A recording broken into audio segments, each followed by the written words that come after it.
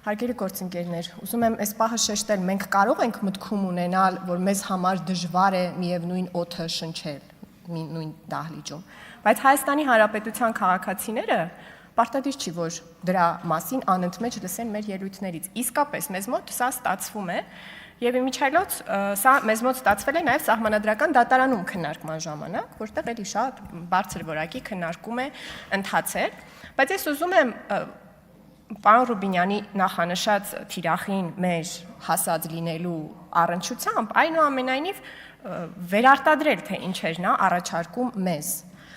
քանի որ որոշ պատգամավորներ գալիս եւ այս ամբիոնի մոտից ասում են, որ իրենք չեն հաշտվելու ընտրությունների արդյունքների հետ։ Պարոն Ռուբինյանն էլ էր նույնը ասում, չէր ասում հաշտվեք ընտրությունների արդյունքների հետ։ Մնանք անհաշտ, փորձենք շարունակել փոխել քաղաքացիների դիրքորոշումները, բայց ընդունենք այդ ընտրության արդյունքները ի գիտություն։ Եվ սրա բաղադրիչ է օրինակ կազմում այն, երբ մենք այս ամբիոնից դիմում ենք բոլոր պատգամավորներին, դա դրա բաղադրիչն է։ Երբ ձեզ բոլորից դիմում եմ, դա ձեզ ընտրած առանց կաշառքի, մարդկանց եմ դիմում, իրենց նկատմամբ եմ հարգանք դրսևորում։ Հետևաբար, իրական այս խորհուրդները մենք ձեզ տալիս ենք ոչ թե որ դուք քաղաքականապես հաջողեք, որ Հայաստանը հաջողի։ Հայաստանը հաջողի։ Դրա մաս է նաև կազմում մինչև վերջ դահլիճում մնալը, եթե անհրաժեշտ է աթոռներից, սեղաններից բռնվելը, ատամները սեղմելը եւ միմյանց լսելը, այլ ոչ թե դահլիճը այսպես լքելը, ինչպես արեց Հայաստան դաշինքը, դե կամաց կամ, ինչպես։ Այո։ Եվ Սահմանադրական դատարանի մասին խոսեցի, այնտեղի քննարկումների, այստեղ էլ խոսք գնաց Սահմանադրական դատարանի որոշման մասին, դրա արդիվ կուզեմ մի փոքր խոսել։ Պարոն Գեղամ Մանուկյանը այստեղ Սահմանադրական դատարանի որոշումից մի կտոր մեջ բերեց, ասելով, որ այնտեղ գրված է, որ կենտրոնական ընտրական հանձնաժողովը տեղյակ է եղել խախտումների մասին, որոնք կարող էին ազդեցություն ունենալ ընտրությունների արդյունքների վրա, ահա տեսեք ինչպիսի լավ որոշում է կայացել, այս մասը չասեց, բայց էտա դուրս գալիս, երբ որ դու ցիտում ես այդ տոնով Սահմանադրական դատարանի որոշումը, բայց այն հատվածը, որը նա մեջ բերում է, 35-րդ էջն է կարծես ՍԴ որոշման, կողմերից մեկի դիրքորոշումն է ընդհանրապես, չկան, որ լսեն ինչ եմ ասում։ Այսինքն դիմող կողմերից մեկի դիրքորոշումը, ինչպես եւ բոլոր կողմերի դիրքորոշումները, Սահմանադրական դատարանը առաջին 120 էջը վերարտադրել է դա։ Պարոն Մանուկյանը բացել է պատահական մի հատ էջ, կարդացել է դիմող, այսինքն ընտրությունների արդյունքներից բողոքող կուսակցություններից մեկի դիրքորոշումը եւ դա կարդում է որպես ՍԴ որոշում, որպես փաստ իր ասիրած ժանրով այստեղ թղթերը թափահարում է։ Բայց սա թողնենք մի կողմ, գանք պարոն Վարդևանյանին, որը այնուամենայնիվ իրավաբան է եւ նման բան չեր անի, բայց նա էլ մի քիչ ուրիշ տիպի բաներ է անում։ Ինչ է ասում պարոն Վարդևանյանը, ելի կրկին մեջբերում է Սահմանադրական դատարանի որոշումը, կարծես այն հայտարարել է, որ մենք կեղծել ենք ընտրությունները։ Եթե դա այդպես է, պարոն Ղազարյանի հետ չեն շփվում իրանք, որ պարոն Ղազարյանը չգա այս ամբիոնից ասի Սերդար Քլչ Հայաստանի Հանրապետության Սահմանադրական դատարանի որոշումից առաջ ընկավ, ավելին գիտեր, տեղյակ էր, հավանություն էր տալիս։ Բայց հիմա ըստ էության անդրադառնանք, ինչ է ասում պարոն Վարդևանյանը։ Ասում է Սահմանադրական դատարանը ասել է, որ սոցիալական կաշառք է բաժանվել։ Սահմանադրական դատարանը այդ 193 էջերի մեջ իհարկե տարբեր ձևակերպումներ է անում եւ այդ ձևակերպումներից շատերը պարոն Վարդևանյանը ինձնից լավ սա գիտի։ Հովանոցային ձևակերպումներ են։ ՍԴ-ն ասում է, այս ինչ բան է, լավ, այս ինչ բան է, վատ է,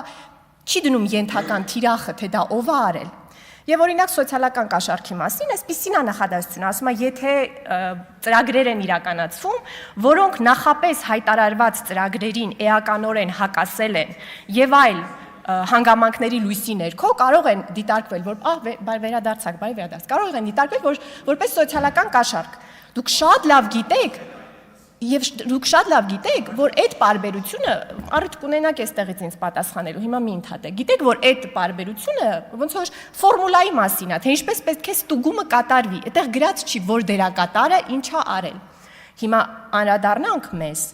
մենք քանի անգամ ենք թոշակները բարձրացրել, մենք չենք խոստացել, որ այդպիսի բան ենք անելու։ Այսինքն ոչ միայն մեր արարքը չի հակասել մեր ծրագրին, էականորեն չի հակասել, ավելին, մեր արածը բխել է մեր նախընտրական ծրագրից։ Հետո դուք էլի դրական լույսի ներքո մեջբերում եք ՍԴ որոշումը, որտեղ էլի պետք է ոնց որ պարզաբանեք, հիմա ՍԴ որոշումը լավն էր թե վատն էր։ Ասում եք, որ իրավապահ մարմինները չպետք է հրապարակեն եւ այլն եւ այլն։ Էլի Սահմանադրական դատարանը շատ բաներ ասում է որպես հովանոցային ճիշտ նախադասություններ։ Այս ինչ բանը լավ է, այս ինչ բանը վատ է։ Եվ դրա մեջ ասում է, չէ, այդտեղ էլ կա պայման, ասում է քրեական վարույթի նպատակների տեսանկյունից անհրաժեշտության բացակայության դեպքում հորդորում եմ այդպիսի բաներ չանել։ Ես ճիշտ հասկացա, որ դուք նաև պնդեցիք, որ Սահմանադրական դատարանը մանդատագողության փաստնել է փաստել։ Այդ անցանք ուրեմն լավ։ Հաջորդիվ ասում եք 49%-ը փոքր է 50%-ից։ Չէ, տենց բան չի ասա, եթե պնդում եք, ես հիմա այդ հատվածները կկարդամ ամբողջությամբ, բայց եկեք երկխոսության չվերածենք, ես շատ կարևոր բաներ ունեմ ասելու մյուս պատգամավորների մասին, ապշանքս պիտի կիսեմ ձեզ այդ հարգելի գործընկերներ, բայց ինչևէ, դուք ասում եք 49%-ը փոքր է 50%-ից, եթե հիշում եք, անցած տարի օգոստոսի 2-ին դուք այս ամբիոնից կամ գուցե օգոստոսի 3-ին, գիտեք ինչ եք ասել։ Ասել եք դուք հավաքել եք ընտրություններին մասնակցել եք 49%, մասնակցությունը դուք հավաքել եք 53%, այնինչ աշխարհասփյուր հայությունը 10 միլիոն է։ Չէ, օգոստ 2021 թվականին ձեզ մեր արդյունքը դուր չէր գալի, որտեղ դուք աշխարհասփյուր հայության հետ էիք մեզ համեմատում։ Այսօր եկել եք մի հատ ֆորմուլան փոխել եք, ասում եք դե ընտրություններին մասնակցել եք 49%, դրանից դուք հավաքել եք 49%, էլի դա չի արտացոլում ժողովրդի կամքը։ Ես ենթադրում եմ, որ մի օր Հայաստանը, երբ ժողովրդավարական բարեբախտություն ունենա կոալիցիաներ կազմելու, դուք կգաք այդ կոալիցիոն բաների տոկոսները էլի կբաժանեք, կասեք էլի չի ձգում ժողովրդին։ Պարոն Վարդեվանյան, ժողովուրդը այդպես չի որոշվում։ Ժողովուրդը մեծամասնության ու փոքրամասնության միասնությունն է, ու այդպես են երկրները կառավարվում։ Այլ ձև չկա դրա կառավարման անհրաժեշտություն չկա, հիմա դուք ինձ արձագանքեք, հետո դա կանեք։ Հիմա ինչի մասն եմ ուզում խոսեմ։ Հա, իսկ ինչ է ասել ՍԴ հասցեական։ Ասել է հետևյալը։ Ես մի հատ կարդամ էլի հովանոցային մի բան, որ զգաք տարբերություն էլի։ Ասում է Սկզբունքային նշանակություն ունի այն, որ ընտրությունների յուրաքանչյուր մասնակից զգա համապատասխան գործընթացի բարեվարկության ապահովման բեռի ողջ ծանրությունը։ Սա հովանոցային է, սա ձեզ դեռ բան չի ասում, բայց մոտենում է դրան։ Ասում է քաղաքական ուժերը չեն կարող թաքնվել պետության պոզիտիվ պարտավորությունների հետևում եւ ծածուկ օգտվել ընտրական կոռուպցիայի պտուղներից, լոկ այն պատճառով, որ ընտրակեղծարարության դեմ պայքարում պետությունը շարունակական ձախողում է ունեցել այն արմատախիլ անելու հարցում։ Սա վերաբերում է ոչ միայն ազգային ժողովի մեծամասնություն ունեցող, այլ հավասարապես ընտրություններին մասնակից բոլոր քաղաքական ուժերին։ Կամաց մոտեցավ ձեր տներին։ Իսկ հիմա ասում է շատ ավելի հասցեական։ Այդ առնչությամբ ընտրական գործընթացի մասնակից մի շարք քաղաքական ուժեր որևէ պահի հրապարակայնորեն կոչ չեն արել ընտրողներին մերժել իրենց օգտին կաշառելու ցանկացած փորձ։ Չեն սահմանազատվել հրապարակված դեպքերից, բայց այս մերժելու պահը եւ չեն գործակցել իրավապահ մարմինների հետ համապատասխան պրակտիկայի դեմ։ Ընկերներ, դրա օրինակը սա է։ Երբ վարչապետին ասում են վարչական չարաշահում, ռեսուրսի չարաշահում, ի՞նչ է ասում վարչապետը։ Ասում է ես զզվում եմ վարչական ռեսուրսից, այս բառերով ասում։ Եվ որ աշխատանքից կազատվեն բոլոր նրանք, ովքեր նման բան կանեն։ Ձեզնից պահանջում է Սահմանադրական դատարանը ուժերից ներառյալ դուք դատապարտել չէ, կոչ մերժել իրենց օգտին կաշառելու ցանկացած փորձ, պետքա կոչ անեիք, որ համոզիչ լիներ, այնինչ եթե դուք հիմա եկել եք post factum ասում եք վճռականորեն դատապարտել ավելի ուժեղ, այսօր կգաք ստեղից կոչել կանեք, բայց ոնց որ անցել են այն օրերը, երբ որ դուք պետք է ասեիք թաթիկները կկտրենք նրանց, ովքեր մեր անունից կաշառք կբաժանեն, այ դա ուղերձ կլիներ,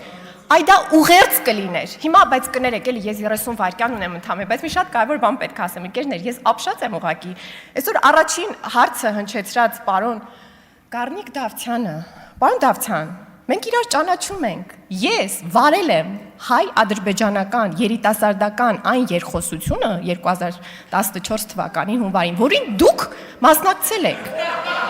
Ես ձեր հայտը ստացել եմ, ընթերցել եմ, ձեզ ընտրել եմ։ Տարել եմ երկխոսության Վրաստանում, ադրբեջանցի երիտասարդների հետ, եւ դուք նրանց հետ այնտեղ շփվել եք։ Մարդիկ ինձ հիմա նամակներ են գրում, ասում են մեր Գառնիկը։ Պարոն Շիրազը Մանուկյան, ինձ փնտրում է տևական ժամանակ, ասում է, ասա այն թուրքերի անունները ում հետ որպես գիտնականներ Հայաստանի եւ հայեր են գրում, հայեր գրում են։ հայերը, ինչպիսի մեծ անդունդային տարբերություն դա է եւ ճիշտ Կարապետյան, խնդրում եմ լավ, ինչևէ, ընկերներ, մեկ այլ առիթով կշարունակենք այս հայ-ադրբեջանական եւ հայ-թուրքական շփումների մասին բացահայտումները։